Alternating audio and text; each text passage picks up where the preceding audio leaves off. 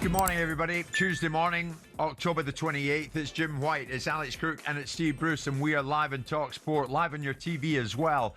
Fire TV, Apple, Chromecast, Android, Google TV, even Prime Video, wherever you want to watch us, you can. And this morning is no exception. We're with you all the way through until 1 o'clock.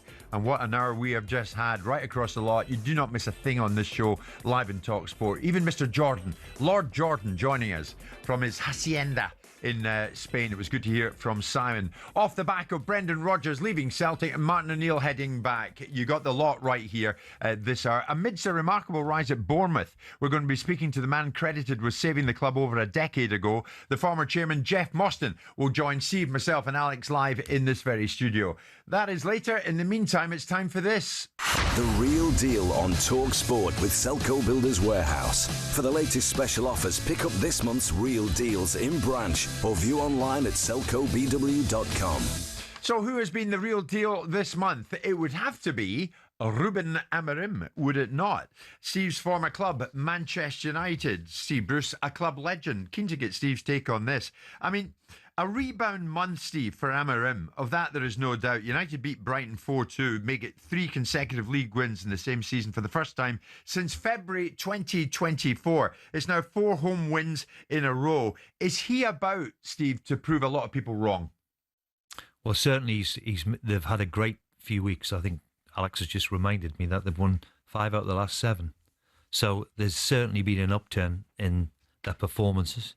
I do believe the 2 players in particular who've caught Mbuemo and Cunha, and they have absolutely hit the ground running.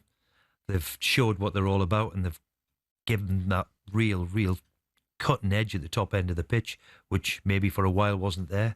I have to say he's made a big call in the dressing room to get rid of big players with big reputations. So it reminds me a little bit of Arsenal, what Arteta did a few years ago, where he's cleared out the dressing room where people are looking from afar thinking, wow, that's a big call. So he's made some big managerial calls. I think we all of us like him. We all want him to do well because underneath it all is a decent man who's a very, very good coach. And all of this, is he going to change his tactics? And is he going to do this? And is he going to do that? Obviously not. And he's stuck by him. And then, of course, I think the big thing was Sir Jim Ratcliffe coming out last week. Yeah. All of a sudden saying, if the guy needs time, whatever it takes, 3 years. Were you surprised by that, Steve? Yeah, well, yeah, of course, in management, because sometimes you don't get 3 weeks, never mind 3 years, you know. And so it was quite refreshing for him to hear. They've obviously backed him of what he wants to do because, as I said, he's made some big calls, and it looks, at the moment anyway, that things are on track a little bit, which is great to see because we all want Man U firing again. And Radcliffe doing what he did, can that it can only help. Does that have a settling effect on a dressing room? It stops all the nonsense and all the noise. Stops all the noise and said, right, here's a guy that the supporters in the ground are still, which they back every manager. You have to be honest with this. Yeah. They're quite incredible as a support towards their manager. So they're right behind him. The team are playing well at the minute. They're doing okay. So let's hope it just continues. And for the first time in a long time, Alex, maybe they've got recruitment right in the summer. Them 2 players in particular. The other one hasn't hit the ground running. Sesko, is it?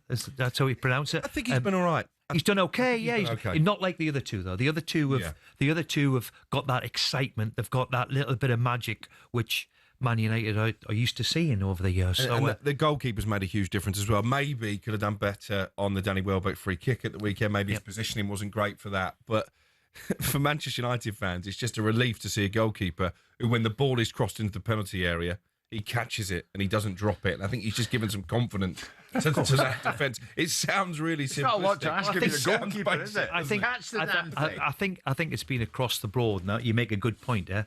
That the goalkeeper is a huge position where you have to get right. And there looks as if they've found a very, very good goalkeeper.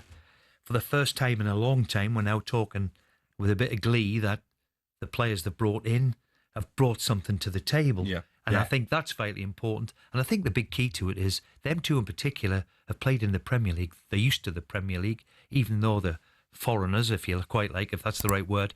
They've come and got used to the Premier League. They've both wanted to play for Man U, big style, which helps, of course. And they've brought a little bit of sparkle to them, which is great to see from the outside. Can I ask you about Matheus Cunha? Because a few people now have said there are similarities between him and when Eric Cantona joined your dressing room, just in terms of stature and personality. Do you see that in Matheus Cunha? Because obviously he had that bad boy reputation, as did Eric. Yeah. Well, not as bad boy as Eric. But I've never seen, and I haven't seen anybody since, walk into a dressing room, have the ability to turn your collar up for a start and perform the way Eric did. So it's a big call you've just made. To be in that category is fantastic for people to make the comparison. Eric was quite simply unique in what he did, had all the traits of the bad boy, but he had the backing of everybody around him, the players and the manager, who managed him fantastically well. But his ability was absolutely there for everybody to see. And if he hadn't jumped into the crowd that night at Crystal Palace, I'm sure we would have won 3 doubles on the trot. Yeah. We would have won 94, 95 and 90. We won 94, lost 95 because he wasn't there, and then won it when he came back in 96. So, Steve, now though, for United now, have the targets and expectations moved somewhat for Manchester United? Should top 4 be something to look at? Well, over the last probably decade, you would say yes. I mean, no midweek fixtures in Europe. Well, that can only help them at this particular moment, because the more work on the training ground that obviously the manager does, then obviously it helps, and it helps in recovery. It's difficult to play in Europe when you play Saturday, Tuesday, Wednesday, Thursday even, and playing again on the Saturday. So, but Man U has got to be making strides to be the champions again. It's been a decade now, isn't it? Is it a decade now? Yeah. So that's got to be the remit, a bit like back when I went there years and years ago. They've got to start winning leagues again, and that is going to be the biggest hurdle that they're all going to try and achieve. At this particular moment, they're going along nicely. Let's hope it continues for up until Christmas, and let's see where they are at Christmas. So from Steve Bruce, from one captain to another, it takes us to Bruno Fernandes. And albeit it was a couple of years ago, but this was a certain Graham Souness with Simon and myself on Fernandes as skipper. He is obviously not a leader.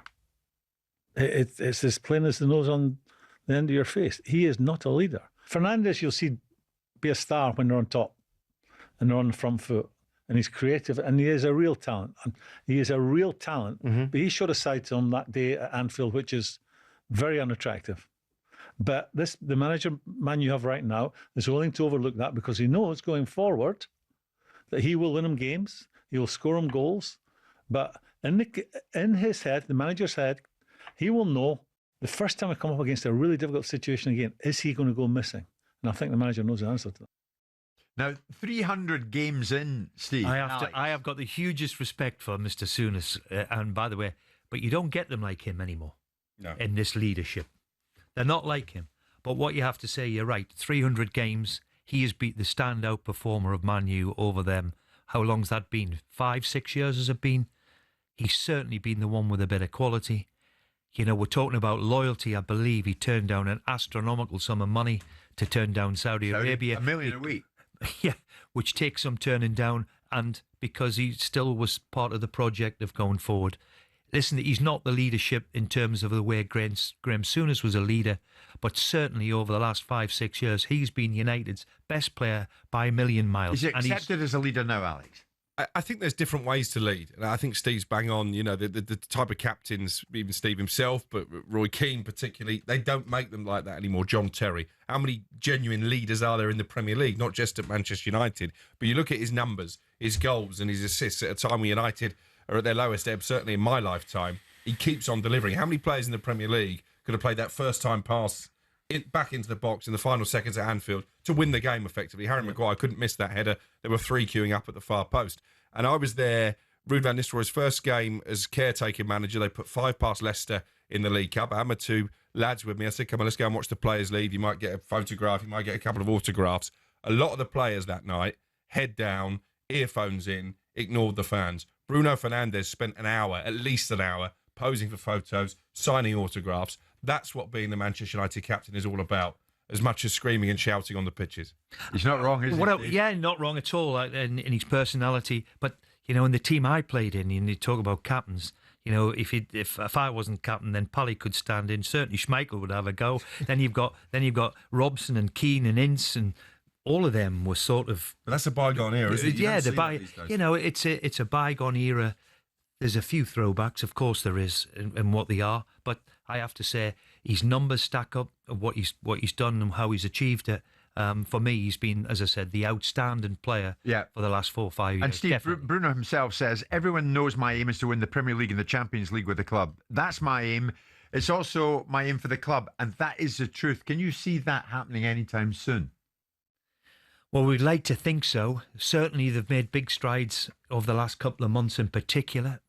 As I said, I think every Man United fan has been waiting a long, long time, and there's been, in particular last season, some dark moments in there, aren't there? When Man United are finishing 15th in the league, it's not going to be acceptable. They're still miles off it, though, are they not? Yeah, they've still got a long way to go, but they've made big, huge strides in the last few months. They've made some big, big calls. The people who've left, the Rashfords of this world and the Garnachos of this world, some big players have left the building, and he's made some big calls. So let's hope it's the turnaround of a huge big tanker. It's amazing, isn't it? Because Manchester United always fill airtime. That the saying from the fans is hated, adored, never ignored. We're focusing on Manchester United at a time when they're above Liverpool in the table. The champions have lost 4 games in a row. Manchester City level on points, yet all the talk is still about Manchester United. And I guess when you play for Manchester United or you manage Manchester United, that's the pressure you have to endure on a daily basis. I don't think anybody quite grasps or understands until you get in there. And it was a long, long time ago for me, but I remember my first morning walking down the steps of the training ground and walking in, and Robson and Whiteside and McGrath and all these people. But it is the outside. Back in the day when newspapers were newspapers, there would be 6 pages on Man U. It engrosses you, exactly. and it takes over your life. It's huge. It's a monster of a football. And they still do. So maybe Ruben Amorim and Bruno Fernandes are this week's Real Deal with Selco Builders Warehouse. For the latest special offers, pick up this month's Real Deals in branch or view online at selcobw.com.